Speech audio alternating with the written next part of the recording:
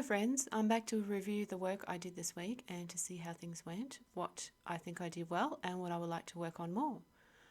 I start with the page I wrote for motivation this week. As you can see, it is a little more specific on what I wanted to achieve this time around.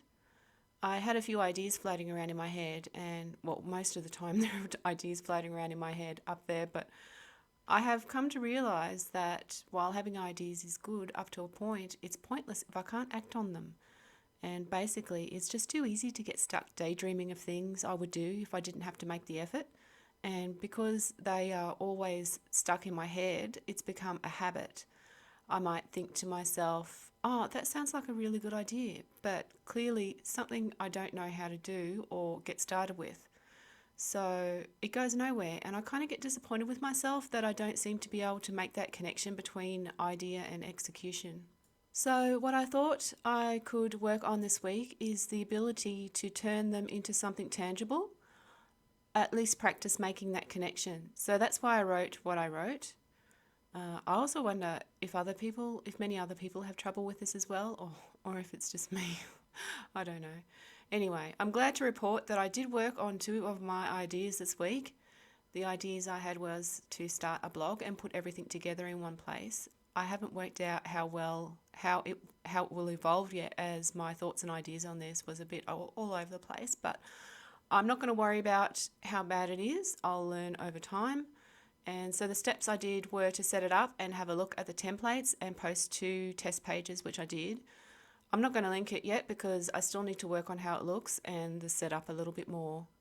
The other idea was to put together a plan of the things I do while sketching and drawing. This one is a huge project, and so to attempt to bring it into action, I was playing around with Google Slides to see what kind of presentation I could come up with. But when I tried to get started, I realised I didn't actually have a plan for my plan, if that makes sense. So I closed down the computer and grabbed a coffee, sat in a bright area in my house with lots of plants and windows and my little bistro table that I brought in from outside when it got cold, but it's probably going to stay there now. It's just a great space for relaxing and for thinking. So I started dumping keywords of what I wanted to achieve onto paper and then ordering them.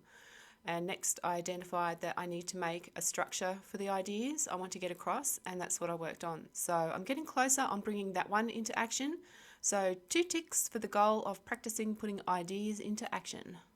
Next, on to the sketches and the drawings I did this week. These were the ones I did on Monday. It was just one page because I had a lot to do on that day, Monday being the day I catch up with stuff. I liked the idea of trying my hand at animals again, so that's why there's a bird and a fox. Not much to say other than I'm glad I've got at least one page done. On Tuesday I did this one. I was reminded of how doing thumbnails is good practice to try different options and see things in a bigger picture. That is, looking at it overall instead of getting into the small stuff too soon and then not seeing how it looks as a whole. It was a good way for me to see placement, value combinations and that kind of thing. And I have to say that the thought of doing them isn't a nice feeling, as it feels like I'm doing extra work, which technically it is, but it should also take the decision making out once the drawing is started. With all the design work having been done beforehand, I can then focus on the technical aspects of the drawing. Well, that's the theory, so we'll see how it goes. At the moment, it still feels like precious energy used up on an extra step before getting into the main picture. So with that said, the drawing was worked to death, and I know this because I started having trouble working with the paper. I couldn't lift the charcoal anymore. I didn't catch all the structural mistakes as well, even though I was mirror checking. The angle was just really hard for me, but I wanted something I wanted something a little more challenging. I do like how the value shapes look, and I'm getting more confident with my ability to render hair, but I do think I need to work more on turning forms in space without distortion and placing the facial features on at different angles. Wednesday's drawing looks a little better with the angle of the head. I feel this was less distorted than the previous one, as I paid more attention and made more mirror checks with an actual mirror and some with my phone. The facial features sit better this time. I also like the value choices, and this is where the power of the thumbnails comes in, as I made changes to the reference. The original had brown hair on a white background, and I also thought about adding colour to the drawing, but I got really scared. I got scared off when I saw how bright the red was, and I thought, oh my God. But overall, I'm still happy with the result and I think I made progress. Thursday I drew this one. I had some thoughts about changing the way he looked from the reference, as you might see in the thumbnails, but when I got to the paper, I had trouble placing the eye and I was going to open it like the top right picture, but I overworked the paper and I couldn't erase anything or fix what I did wrong, so all I could really do was just close the eye. I changed the hair only slightly in value and I moved the figure over to the right as the original was more like the top left thumbnail. I also took his suit off and gave him something more simple to wear because I didn't want to add complexity that might take the focus away from his face. Also, I wasn't really that confident in making it work, at least until I practiced balancing the focal areas and complexity and calm areas and that kind of thing. For this picture, it just wasn't important at this time around. I think the hair came out nice, and again, I like the value choices. Overall, I'm happy with it.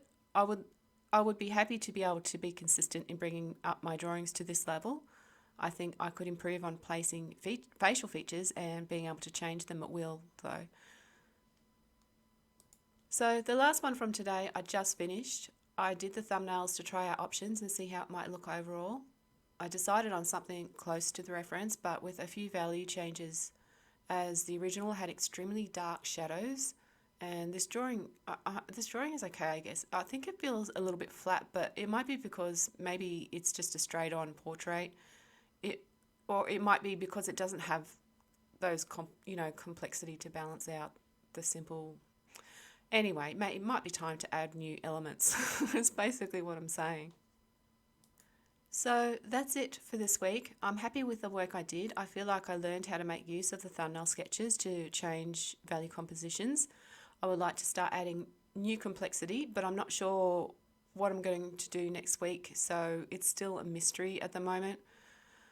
Well, at the moment, after finishing the last sketch that I just did, which is pretty average, I feel like the work is overwhelming and I don't want to think about it for now, so I'll just have to trust myself to come up with something else after I rest over the weekend and find out then.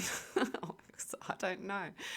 Anyway, thanks for watching if you did, and I look forward to the next video.